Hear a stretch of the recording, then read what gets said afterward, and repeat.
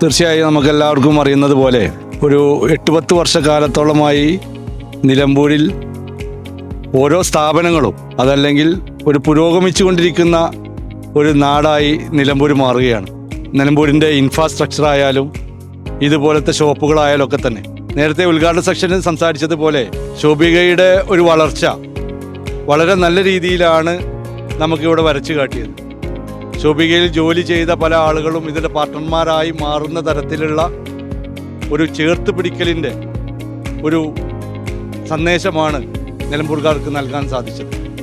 അതുകൊണ്ട് തന്നെ നിലമ്പൂർക്കാരെ സംബന്ധിച്ചിടത്തോളം നിലമ്പൂരിൽ ഏറ്റവും കൂടുതൽ കുടിയേറ്റക്കാരുള്ളൊരു നാടാണ് നിലമ്പൂർ. അന്യനാടുകളിൽ വന്ന ആളുകളെയൊക്കെ തന്നെ ചേർത്ത് പിടിച്ച പാരമ്പര്യവും ചേർത്ത് പിടിച്ച് സംരക്ഷിച്ച് കരുതലോടെ മുന്നോട്ട് പോകുന്ന ഒരു നാടാണ് നിലമ്പൂർ. അതുകൊണ്ട് തന്നെ ശോഭികയെയും ഈ നാട്ടിലെ ഓരോ ജനങ്ങളും ഇരു കൈയുമേറ്റി സ്വീകരിക്കുമെന്നുള്ള കാര്യത്തിൽ യാതൊരു സംശയമില്ല. ശോഭിക ഇതിലേറെ വളരാൻ ഇനിയും അവർക്ക് സാധിക്കട്ടെ എന്ന് വളരെ ആത്മാർത്ഥമായി ആശംസിക്കുന്നു. നന്ദി, നമസ്കാരം. നിലമ്പൂർ ഒരുങ്ങുന്നു വലിയ മാറ്റങ്ങൾക്കായി. ചരിത്രത്തിന്റെ ഭാഗമാവാൻ ശോഭികയും വരുന്നു.